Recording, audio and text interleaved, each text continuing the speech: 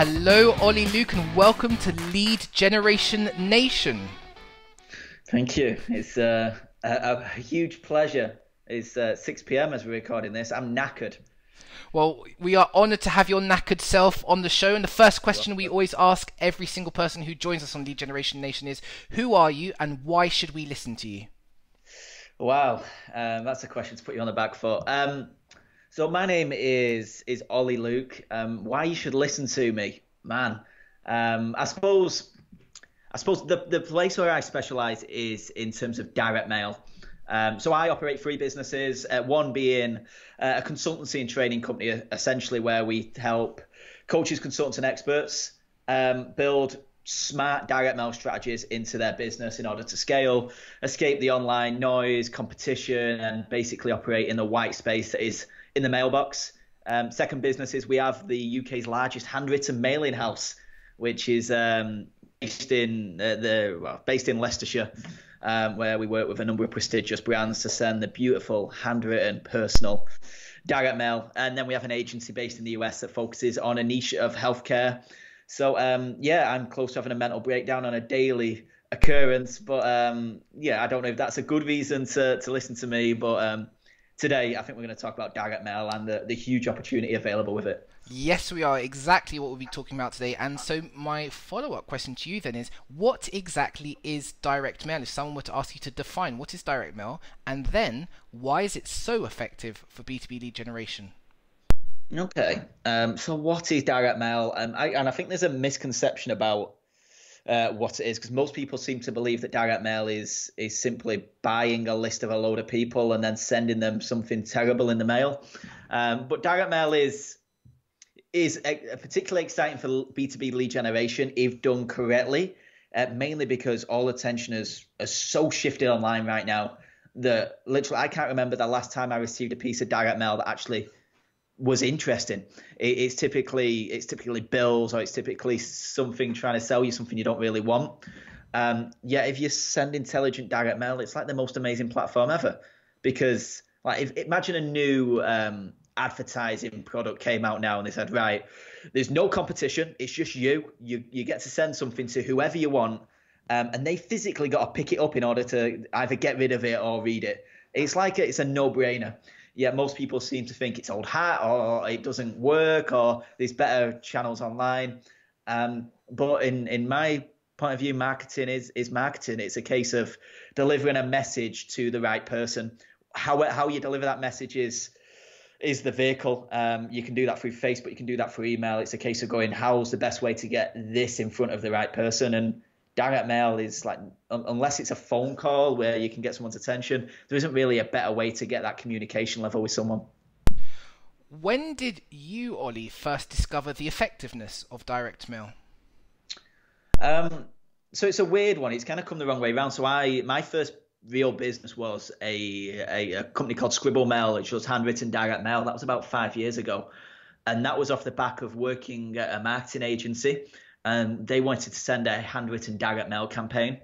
And we did a Google online and we found no one in the UK would offer this service, which meant that we did it in-house. And I was sat there, on like 18 grand a year just doing numbers going, God, if I fulfilled that at this cost, I'd make 6 months' wages in a week. This is crazy. I need to go and do this. So I went and did that. So I approached direct mail kind of that way round. And then over time, I've built a consulting business off the back of it, learning a lot from the mailing house and sending a lot of mailings on a weekly basis. And that's now been applied to the coaching, consulting and expert space, where we're getting kind of some really tremendous results. Many of the people listening to the Lead Generation show are either business owners themselves without so much marketing knowledge, or they're B2B lead generation practitioners themselves. In both cases, they have to pick and choose which strategies they lead on. They can't do everything. If someone were to say to you, Ollie, why is direct mail a better B2B lead generation strategy than, say, blogging, content marketing, or Facebook ads are very popular right now? If you had to make the case for direct mail over Facebook ads, say, what would you say? Oh man, they're different vehicle. They both they're like Facebook ads isn't marketing. Direct mail's not marketing. Marketing is, as I mentioned, just getting the right message to the right person. all these little things, whether it's Facebook, whether it's blogging, whether it's doing YouTube videos, whether it's direct mail, whether it's email, they're just the vehicles in order to get it there. And people get so hung up and go, right, I'm doing Facebook ads now, yet they don't actually consider who they're trying to target and what they're trying to target them with. They always just jump into like what the vehicle is. So direct mail may not be right, blogging may be right. It depends completely on what you're trying to achieve. So it's just a case of starting with who you're targeting, what's the message I need to target them with, and then find that vehicle. If you're doing B2B lead generation and you're looking for high value stuff, i.e. this client could be worth 10, 20, 30 grand, then spending £50 on something amazing to get their attention off the bat is probably worth it compared to running Facebook ads to that audience and hoping some of them bite at this huge price. It's just a case of knowing who you're targeting, what you're targeting them with, and deciding on the right vehicle. So I don't think direct mail is a superior product or a superior way to reach them. I just think it's the right way to reach them depending on the aims of the campaign. So, Ollie, you spoke earlier about Scribble Mail, which is one of your 3 businesses in this sort of direct mail world that you're operating and why you're so tired. Can you talk a little bit more about what Scribble Mail does exactly? What does it send? Yeah, so it's quite simple. It kind of reverts back to traditional direct mail. We take mailings, whether they're printed or whether they're handwritten themselves, and we put them in envelopes. We hand address the envelopes and we use real first class stamps. The whole aim is for when it lands for the person to think, oh, my nana sent me a card, my auntie sent me a card. It's that kind of make it look as personal as possible to ensure it gets opened, which for our clients, it depends on their aims, but some use it for lead generation purposes because they know if their printed envelope with a franking stamp lands compared to a hand-addressed envelope with a live first-class stamp, the difference in the open rate on them and the difference in response rate makes it way worth the increased cost to send it handwritten. Or the other type of clients are the experience-based ones. So we work with quite a lot of well-known brands who have started sending their customers a handwritten thank you card after a transaction or after becoming a customer. So yeah, both of them work really well. And handwritten direct mail is just incredibly rare right now. So it's almost nostalgic to receive something handwritten, and it's kind of the reason it's kind of getting so much attention right now, especially in the world of corporates. It's interesting you talk about what the effects are of receiving direct mail. The sense, it's a very human way of engaging with prospects. I don't think a lot of people are particularly excited about receiving cold email or about being being targeted with a LinkedIn ad, but there's something very human and very affecting about receiving a handwritten letter by another person. It shows that there is effort, there's thought, shows that there's thought. My question to you is, when it comes to your clients' letters, do you do the writing yourself or do you ask them to provide the copy? So it depends. So some clients with Scribble Mail, we take care of the entire campaign build for them. So we sit down with them and they get to understand what they're trying to achieve, who they're targeting, what the message is, and then we craft a campaign and then we fulfill it for them. But some clients just want us to kind of do the fulfillment for them. So yeah, it varies based on client. Do you see what typically is a call to action at the end of a letter? Do people ask immediately for a sales meeting, or do they say, expect a call from me later? What are some of the call to actions typically people will put in direct mail? It varies depending on the target. So typically, if the aim is to get meetings, then you want to send something impressive that gets someone's attention, and I can share some strategies around that about what we do to get meetings. If it's typically a sales piece, it's a link to a phone number or a sales letter. If it's an engagement piece, it's a case of just reaching out and giving them a nudge. It massively varies based on what the campaign objective is. I'm imagining I'm almost going to preempt your answer to this question being the same as the answer to that last question, but when it comes to sending messages via direct mail, do short messages perform better than long messages? Is there a broad rule you'll instruct clients around that? It depends on the target of the campaign. If the campaign's to sell something, then you can't have a letter that's too short. The more information you can give someone to make an informed decision, the better. So for my consulting business at the moment, just been writing a letter today, which is coming up to 24 pages long that we'll be sending out. Now, for some people, that's mental. Wow, no one's going to read that. Yeah, the issue is it'll outsell anything that's 1 to 2 pages, 3 pages, 4 pages, because it's an educational piece, it's engaging to read, and it gives the recipient every possible way to make an informed decision. It doesn't leave kind of any stone unturned. Are there certain industries or does direct mail favor certain industries? Or, for example, if I'm a digital services provider, have you seen direct mail will perform better for me than someone who works in financial services? Or is it agnostic of the industry and it's more about the people who are receiving it? Yeah, and I suppose it depends on what you're selling, because if you're selling something that costs £20, then the use of direct mail doesn't work because the numbers won't stack up for you to make any money off the back end. But if you're selling something substantial, or you have a really strong kind of back end system in order to ascend that client in to pay you much more money, then it completely depends. But generally, if you're selling something expensive, or a premium product, or like an agency package, or however you're using it, then yeah, unless you're trying to get very little out of it, it makes sense. That was an awful answer. I went all over the show then. That's fine. It's a very real answer and not unreasonable to say. I know that Scribble Mail largely concerns itself with handwritten letters, but there's another phenomenon which I've seen. I've never used it before in the B2B world, which is lumpy mail.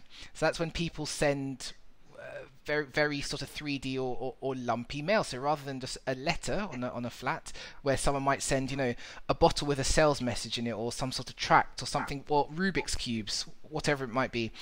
What are your thoughts on that practice, and is it something you'd consider moving into?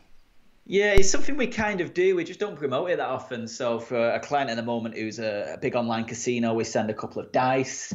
It's little things like that. Our best converting lead generation campaign for that business is we send a mobile phone in a box, which we then call as soon as the box is opened.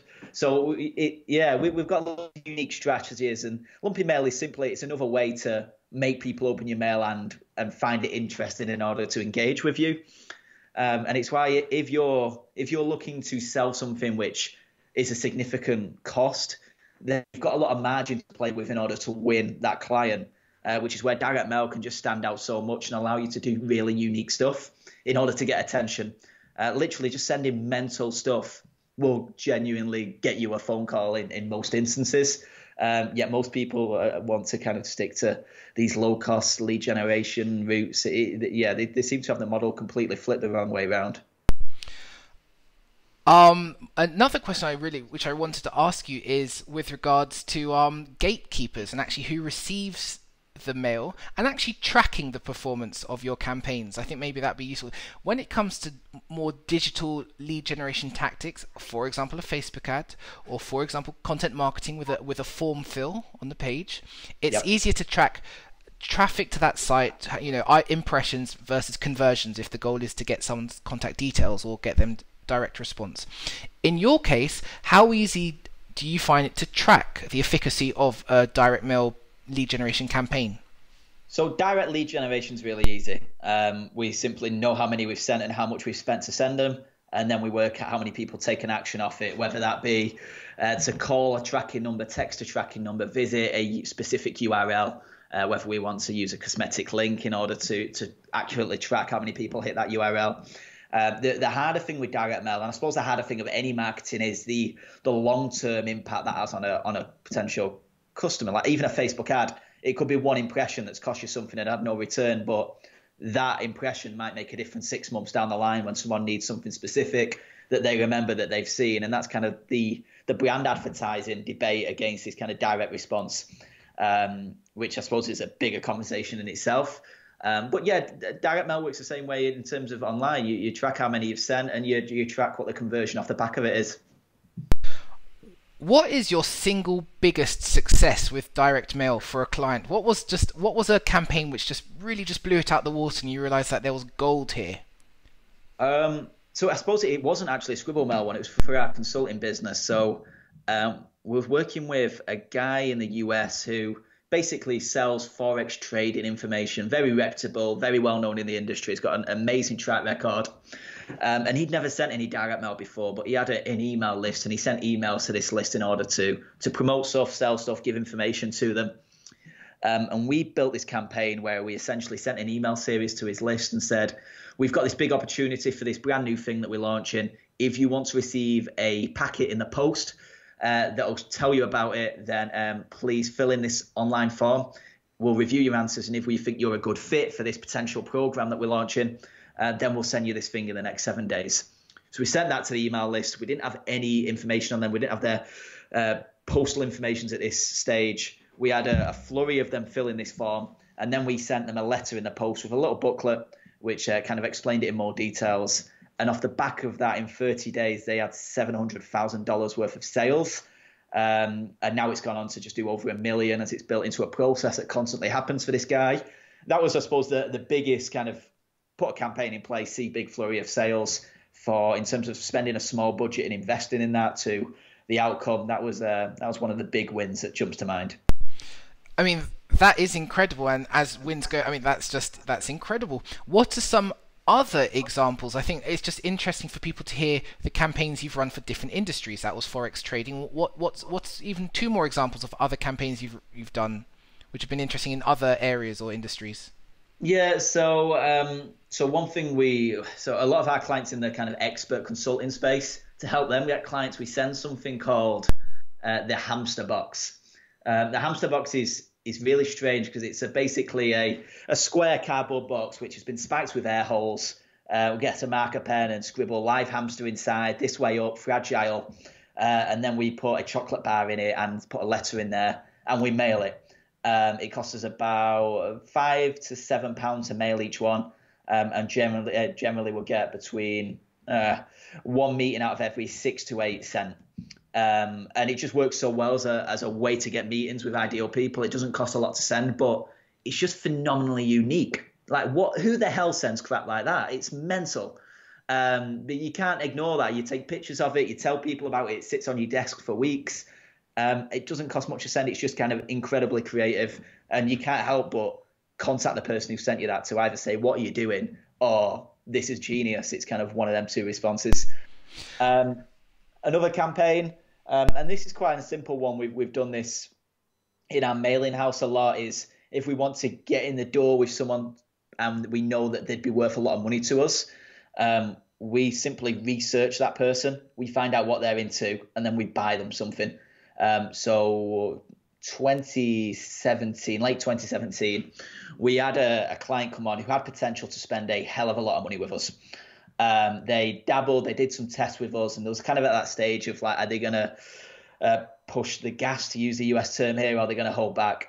Now, he's a big Manchester City fan, so we went on eBay and we bought a signed shirt from a player who was kind of a legend from the 90s for about £140, and we sent it to him. He was amazed. Like, his wife had never bought him a present that thoughtful. And then these guys who he's only just spent a bit of his corporate budget on send him a gift. So like the return we got on that was phenomenal. But people don't think to do stuff like that because they see direct mail as sending a letter to a big bunch of people. Or most people focus on like following up with email and trying to get a meeting. So it's just a case of being intelligent like that. Ollie, this has been a really interesting just walk through the power of direct mail. My final question for you is, where can people find out more about you? Where do you reside online? Where's your website? You've got several businesses all around direct mail. Where can people find you to get in contact for your services or to learn more about direct mail for B2B lead generation? I'll keep it nice and easy. I'll just give you one URL, which is simply ollyluke.com, OLI.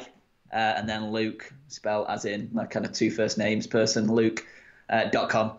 And then from there, I just publish blog information. I have a video series, kind of working towards this stupid goal that I set for myself to have 5 mil of personal wealth by my 30th birthday. So I've got just under 3 years in order to achieve that. And that was kind of an impulsive decision, which I committed to. But that journey's fun sometimes the worst thing I've ever done. But yeah, it's making progress. But yeah, that all happens on my website. Well, Ollie, that is really cool, and I'm sure the whole Lead Generation Nation family are looking forward to tracking that journey. So whether you fall flat on your face or if you realize that revenue number by the time you're 30, we'll be cheering you on. So thank you very much for joining us on Lead Generation Nation, Ollie. And for anyone else who wants to be on the show, future shows, get in contact. I'm Johnny Rose, and you could reach out to me at Johnny, Jonny, at leadgeneration.chat. If you have any comments, questions, or suggestions for the show, get in contact.